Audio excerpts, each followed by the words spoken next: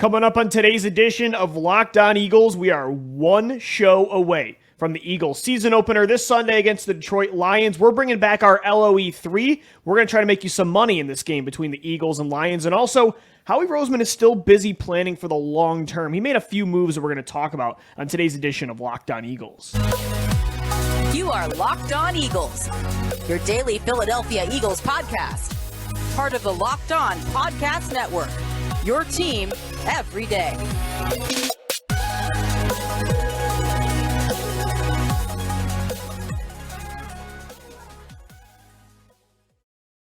We thank you so much for making Locked On Eagles your first listen each and every day. Welcome in, Eagles fans, to a Friday edition of the show. Monday through Friday, we're available for you, free and available on all podcast platforms and on YouTube as well. Make sure you hit us up on YouTube, as I said, and on Twitter, at LockedOnBirds, at DiBiase, LOE, and at GC24_football. Never a bad thing to add an extra plug for the videos, because we do have exclusive video content as well on YouTube, not just our full shows, and especially with the game coming up this Sunday, Eagles-Lions at 1 o'clock. Today's episode is brought to you by BetOnline. BetOnline has you covered the season with more props, odds, and lines than ever before, because BetOnline is where the game starts, the official sportsbook of the Locked On Podcast Network. And it's perfect, Gino, that we have Bet sponsoring today's show, because we're bringing back LOE 3, where you and I both give out 3 bets, 3 player props that we like for the Eagles each game. So that's going to come up later on in the show.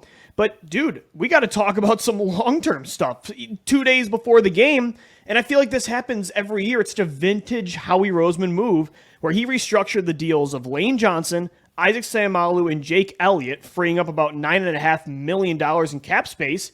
Gino, is he planning another vintage preseason, midseason extension, or multiple? You would have to believe that that is the route that is going to go forward with all that money that they have now. And I look at somebody that they already acquired, because if you look at where we are on the calendar, it'll be tough to bring somebody in. If anybody was expecting a trade with that money, I would waver on that idea. The guy they just brought in on a trade in Chauncey Gardner-Johnson needs a contract extension. They don't bring him in without anticipating that they are going to be willing to pay him. And I would be under the assumption that you want to lock that guy up before anywhere near free agency. I mean, get that deal done in the middle of the season. It's something that Howie Roseman has done time and time again. You look at the big deal for Jordan Mailata just a short while ago. He'll pull off moves like that in the middle of the season when he knows he has his guy at that position. It might not be this week, it might not be 3 weeks, it might not be 5, but week 7 or 8, you could probably start to believe that somebody, young player, coming off of an expiring contract, that being Chauncey Gardner-Johnson, should get some of that money. Yeah, no, for sure, Gino. And I was just going to say, it could happen tomorrow, though. If you remember last year, they paid, I think it was Josh Sweat, right before the season started. Same with Jordan Mailata, as you mentioned. Same with Avonte Maddox, Dallas Goedert. They all got extensions before last season was over. And he likes to do that, Howie, that is, because it's more of a team-friendly deal before they get into potentially an open, competitive market. And so I wouldn't be surprised at all if CGJ is the guy. But remember, they have a lot of free agents coming up in 2023. Miles Sanders, Isaac Seumalo, CGJ. You got Kyzir White, who you only signed to a 1-year deal this year. TJ Edwards, your other starting linebacker, needs a new deal after this year. James Bradbury, Javon Hargrave, Fletcher Cox, plus the Jalen Hurts deal maybe down the road, Devontae Smith, Darius Slay. Howie's got to prepare for a lot of contracts. So I think you're right. It wouldn't be a trade for somebody else. I know Derek Gunn said today maybe they add a running back. Alexander Madison was in trade talks a few weeks ago, but I agree with you. I think it's one of those 8 free agents, or maybe many of them, that they're going to be using this money to give new deals. Those are a lot of young, important pieces. And it's exactly the recipe that they have followed. And they'd like to get in on the market before the market sets itself. And I look at that safety class that Chauncey Gardner-Johnson came out with. You're going to have to pay the likes of Darnell Savage relatively soon. And all of those other names. Nasir Adderley, Yeah, Nasir Adderley was in that class as well. You can go down the list. I look at the tight end group looking at Dallas Goedert and saying that's the example that they should take. Because if you look recently at these contracts that have been coming out for tight ends between Dawson Knox and soon to be Darren Waller, Howie Roseman hit that right on the head. He got ahead of the game. He set the tone. He did it on his own time. And that's what I like when Howie does this. It's not in the middle of the hustle and bustle of free agency time. Yeah. It's not right after the season. It's when people aren't expecting moves. They take care of their own. And it's a good precedent to set, because when you sign here, or if you are traded here, they are willing to give you second and even third contracts well into your 30s. Look at Brandon Graham. Look at Fletcher Cox. Look at Slay, who they'll most likely give a second contract extension to.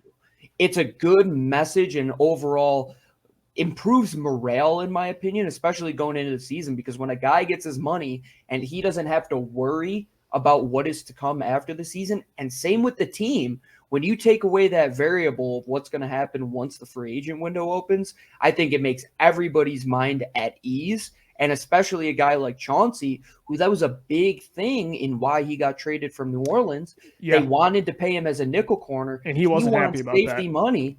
Yeah. You look at that $9 million they have, Lou, probably a little bit north of that, 10, 11 million should be something that he should be looking for. So maybe that's our key indicator right there. It's how much they freed up, what the market is going to set, and you're going to want to set that market for the rest of the league before things go haywire after the season. I would hope they keep the majority of those free agents I listed off earlier, but I think, of those 8 guys, Gino, if you had to prioritize, let's say half of them, right? Like, let's say they're preparing, and this is also why you got to figure out this Jalen Hurts stuff this year with this contract coming up, or using these first-round picks, because you have a lot of players. You have to decide, do we want to fit all of these players on the books, or are we expecting a big quarterback contract coming? If I had to prioritize, let's say like 4 or 5 of those guys I mentioned, CGJ for sure, as you said. They don't just need a safety this year, they need safeties long-term too.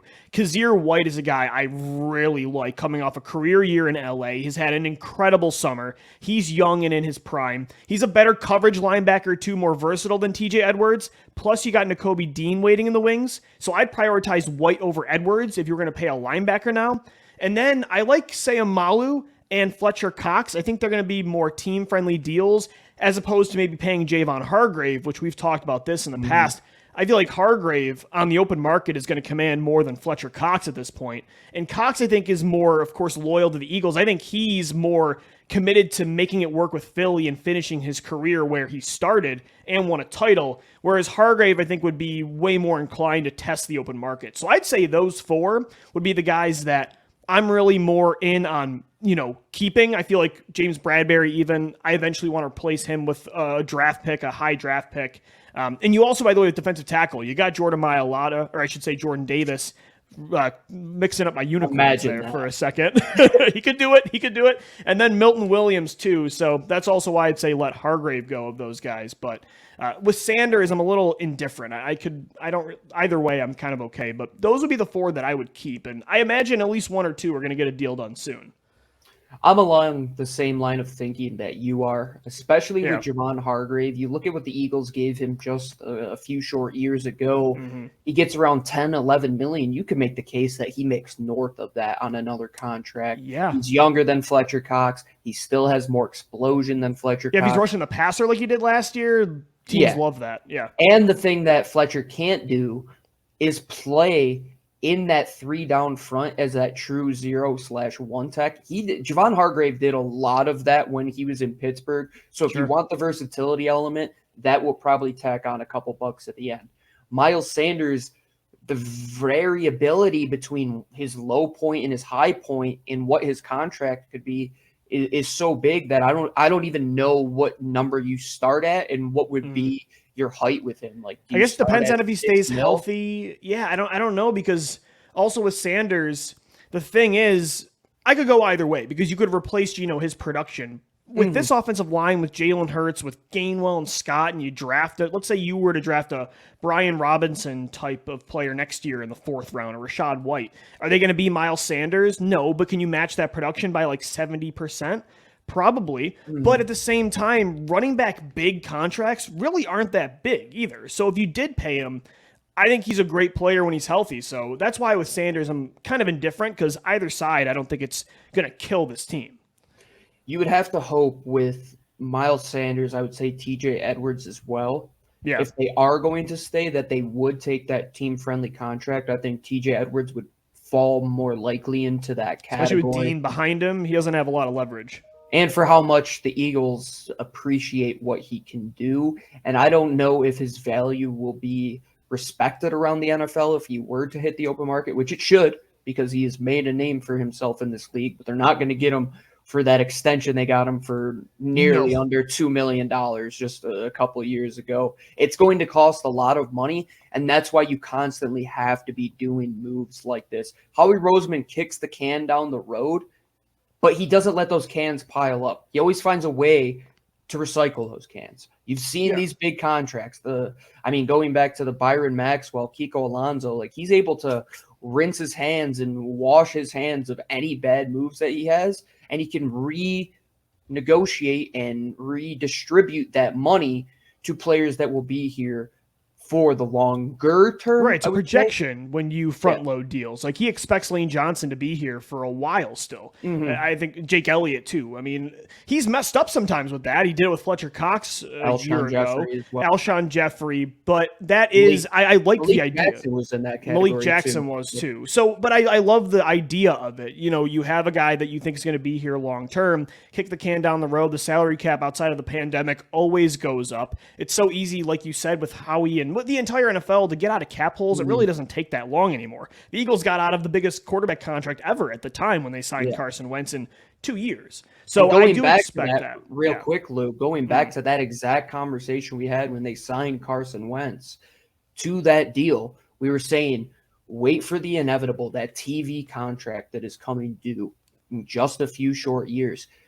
The rights to Sunday Ticket are on the table. That number could be astronomical to go to the pool. Once all of these games start to get redistributed across these networks, it's only going to go north and north and north. And like you said, Lou, get the contracts done now, because outside of the pandemic year, that cap has always gone up. All right, Gino, let's get into LOE 3 coming up next right here on Locked On Eagles. We got some bets to make, some player props for Eagles, Lions. We're going to try to win you guys some money, but first, a shout out to one of our sponsors of today's podcast, and it's LinkedIn. As you gear up for the fall, you need the right people on your team to help your small business fire on all cylinders. LinkedIn Jobs is here to make it easier to find the people you want to talk to faster and for free. Create a free job post in minutes on LinkedIn Jobs to reach your network and beyond to the world's largest professional network of over 810 million people. Then add your job in the purple #hiring frame to your LinkedIn profile to spread the word that you're hiring so your network can help you find the right people to hire. Simple tools like screening questions make it easy to focus on candidates with just the right skills and experience so you can quickly prioritize who you like to interview and hire. It's why small businesses rate LinkedIn Jobs #1 in delivering quality hires versus leading competitors. LinkedIn Jobs helps you find the candidates you want to talk to faster. Did you know that every week, nearly 40 million job seekers visit LinkedIn? Post your job for free at linkedin.com/LockedOnNFL. That's linkedin.com/LockedOnNFL to post your job for free. Terms and conditions apply. All right, Eagles fans, welcome back into this Friday edition of Locked On Eagles. It's season opener eve. That doesn't sound great, Gino, but that's what I came up with. Last show until Eagles-Lions, Sunday at 1 o'clock in Detroit. The Eagles are wearing white and green. Shouldn't be surprised. They've always worn white on green in Detroit. All 4 matchups since 2010 in Detroit, they've worn it. So there you go, Gino. There's your jersey stat of the day. We're going to stick with some numbers, though, not jersey analytics, but we're going to kick off LOE 3. And this was your brainchild, Gino. So why don't you describe this to our new listeners who weren't with us probably last season? All right, so going back years, this goes back to when I was a young kid and my dad and grandpa would sit on the couch and they'd have these pieces of paper picking games. And I was like, I like this. I enjoy looking at games from an analytical standpoint. And come to find out years later, what they were doing was gambling on these games. Degenerates were in the Camilleri blood early on. Oh, it was bound to happen. So recently, BetOnline.net became our official sports book. And I've been on every single sports book there has been. There's nothing better than BetOnline.net. And one of the things that is unique to them is their vast amount of player props that they had. So I said, LOE3, it rhymes. It's a nice little jingle to it. presented by BetOnline.net. Let's pick 3 player props each and every week, and we'll keep the cumulative total throughout the year. If you followed along and bet with us last year, folks, you would be up 12 units. That means if you bet $10 a game, you would have been up $120. If you bet $100 a game, it means you would have been up $1,200. So Lou and I might talk a lot about this Eagles team and say some things that might not make a lot of sense. But when it comes to knowing what is going to happen matchup-wise, X's and O's wise, I think we do a good job breaking down what players should perform. And if you're new to gambling, I think this is the easiest way to get involved. It's essentially like playing daily fantasy to an extent. Do you want to bet the player over a certain amount of yards in the passing game, under a certain amount of rushes? You can do all of those things. BetOnline.net. You can literally make whatever player prop you want. So Lou and I, it's our first one of the year. We're back for year 2. I hope you get involved and ride the wave with us here. Let's take a look at our 3 player props that we're riding with for Eagles, Lions. Gino, we agree on 2 bets here. Then you made a Jalen Hurts bet, and I threw a Miles Sanders bet in there. So we both have DeVonta Smith hitting the over on 44.5 receiving yards. I don't know, man. I think that's low for DeVonta. I know A.J. Brown is seen as wide receiver 1 now. By the consensus, Dallas Goedert 2 maybe seen as the second best target. I disagree. I think DeVonta Smith might be the guy. Maybe, though, because the attention's going to those other 2, that makes this even a smaller line than I thought it would be. I think DeVonta's going to go off. I don't know if there's any real threat to cover him this week. And 44.5 receiving yards, he would get the over on that last year most of the time. And I think they're going to come out and throw the football way more this year. And that's exactly my approach as well. Who's going to get the attention of Jeffrey Okudah? More than likely is going to be A.J. Brown. It's not like Okudah's a shutdown guy anyway that you should be scared of. Exactly. But if you want to bet who should have the better chance to win their one-on-one matchup, Yes. I would give that matchup to DeVonta Smith. Right now, it's going to be probably a couple guys cycling through that second cornerback position for the Lions. DeVonta Smith is going to eat just because he is going to be in one-on-one coverage. They're going to scheme things in the way of A.J. Brown. I thought 44.5 receptions in reception yards was quite low for DeVonta, because if you look at what he was averaging per catch last year, that's only going to take him 4 or 5 catches, which I think he gets all day long this game. No, I agree. And I feel like, Gino, and again, there were times, especially the second half of the year, where they were running so much that DeVonta wasn't as involved as he should have been for sure. But still, most of the time, he was leading the Eagles, at least receiving-wise, receivers in receiving yards. I'm trying to pull up his game log here because I feel like most games, he was over 44.5 yards. Yeah, I mean, when even like the down the stretch, the final month of the season, like 80, 54, 41 and 40, but then 61, 66, 116, 61, 122, 71. There were a few games where he didn't hit this, but I think that's a safe bet for sure. And I don't know, with Quez Watkins, I guess betting money on Quez Watkins might be a little riskier because if you say DeVonta, A.J. Brown, Dallas Goedert, Miles Sanders, even there's 4 mouths to feed before you get to Quez, maybe betting on him isn't super smart. But, Gino, his over-under right now is at 22.5 receiving yards. That might just be one screen pass with Quez. So I'm hammering that over, too. He doesn't need 10 targets to get to that.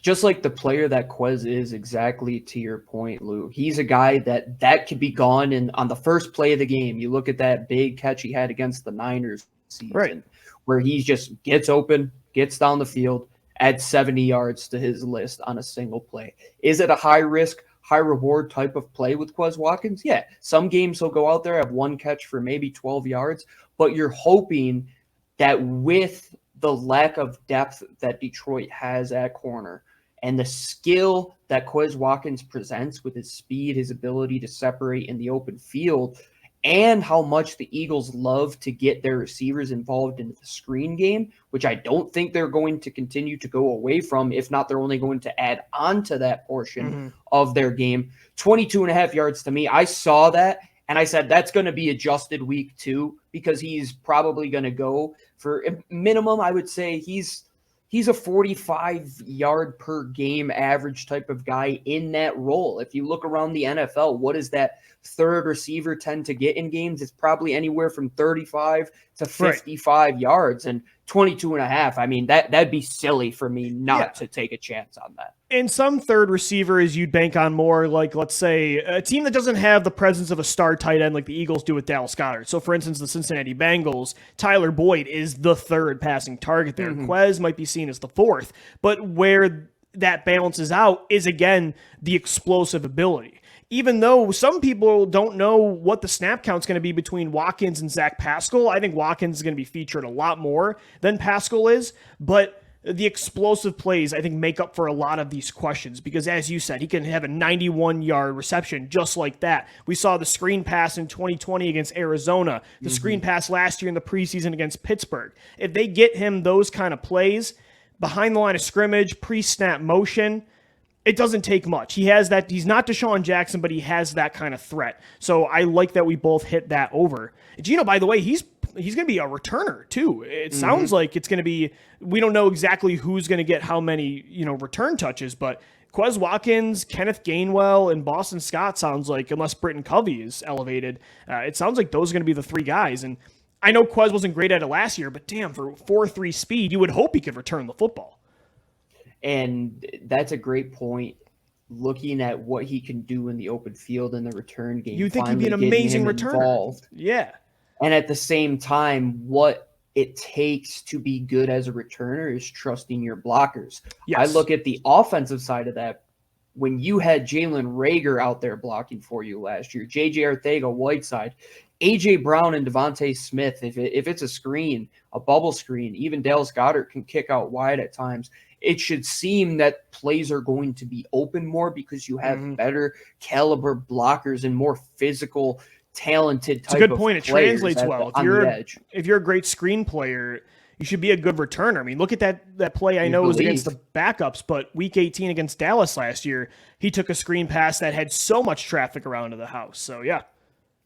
I look at Quez Watkins and I say, where is the ceiling for this kid? Like, how high can it go? I think it's very I hope they get out of the gate quick. Today's episode of Locked On Eagles is brought to you by the official sportsbook of the Locked On Podcast Network. It's BetOnline, the number one source for all your pro and college football betting needs and sports information this season. Gino and I diving into our LOE 3 today. That is brought to you by BetOnline. We're going to hammer the over on some Eagles role players on the offensive side of the football. I think I'm going to hit on them to cover too, that 4.5 point favorite on Sunday against the Lions, but I'm going to bet on the entire NFL and maybe some college football tomorrow too. It makes a lot of those more, I don't want to call them obscure games because every game matters, especially for the NFL draft, but it's more entertaining to watch the smaller schools when you got some money on it. Find that at betonline.net. All the latest football league developments, game matchups, news, podcasts, including this year's opening week games. It's also your continued source for all your other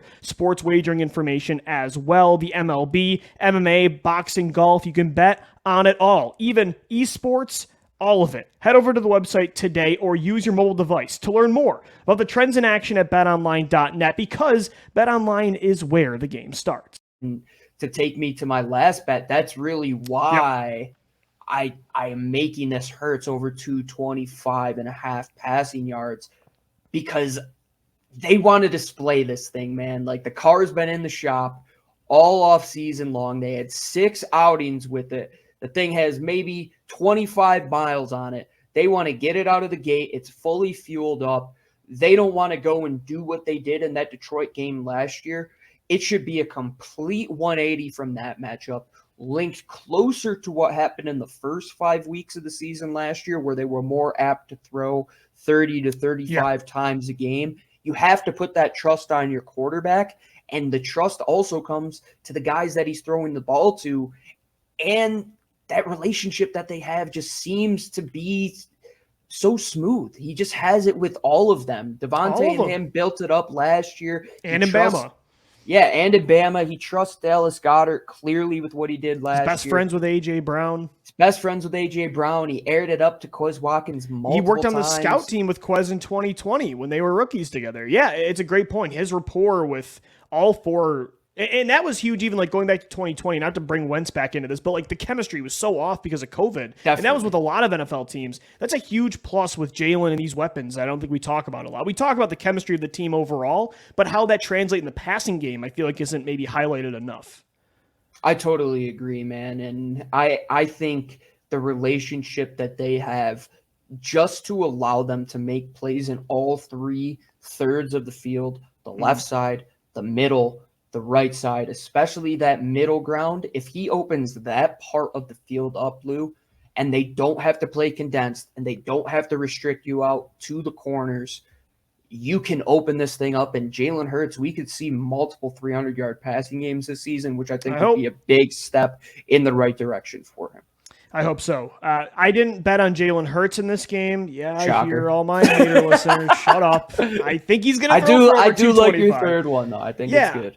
Miles Sanders, I hit the over on 47.5 rushing yards. I think he has a lot to prove this year. I don't think he has a lot to prove, but I think he feels like he has a lot to prove because a lot of other people think he has a lot to prove. I'm not one of those guys, but people want to see Miles Sanders put up this year, and I think he wants to shut them all up. And I look at this matchup, I really like it in favor of the Eagles' offensive line against Detroit's defensive line. I think Miles Sanders, was a full participant today in practice, so it sounds like the hamstring is good to go. And yes, you have Kenny Gainwell there, you have Boston Scott, but remember, in the NFL nowadays, there's no bell cow except for really Derrick Henry. So there's going to be other players involved and Jalen Hurts. But when Sanders was healthy last year, he was the guy. Even when they became that number one rushing attack, and the momentum kind of got started by Scott, Howard, and Gainwell. The minute Sanders came back, he was the guy. He had back-to-back 100-yard rushing games against the Jets and Washington. I think he's going to be the guy, and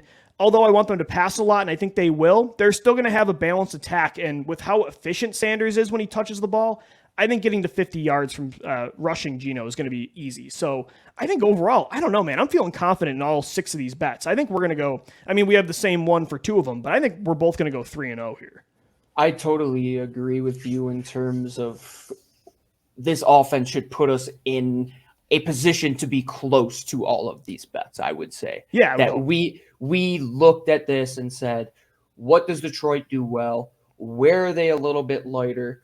Well, they're going to be lighter on the outside. They probably will take away A.J. Brown as much as they can. Let's stick away from that. Let's hit those other 2 guys. And at the same time, Miles Sanders is going to get a bulk of those carries, Lou. And even if they put it on the ground 16 to 20 times, you could imagine he's going to get 12 to 14 carries. And looking at that number, 47.5, he would have to average just around 4.7 yards a carry, which is right around the number that he's been normally at does most it anyway. of his career. So if they give him 10 to 12, he should easily hit 60 yards. If he hits one of those big 75-plus yarders, Lou, you cash in right away. You walk home happy. And I would say, looking at the Watkins and the Sanders thing, they both have potential to clear that bet within a single snap, because explosiveness and ability to pop big plays comes from the interior. It comes from having Jalen Hurts. It comes from having all those playmakers around him. So see where you can make some money in the crumbs and see those guys who might just be role players in this game plan. But if they play their role to the exact T that they are game planning them up, I think we get close on all 6 of these bets. So our 6 bets, Gino hits the over on Jalen Hurts, 225.5 passing yards.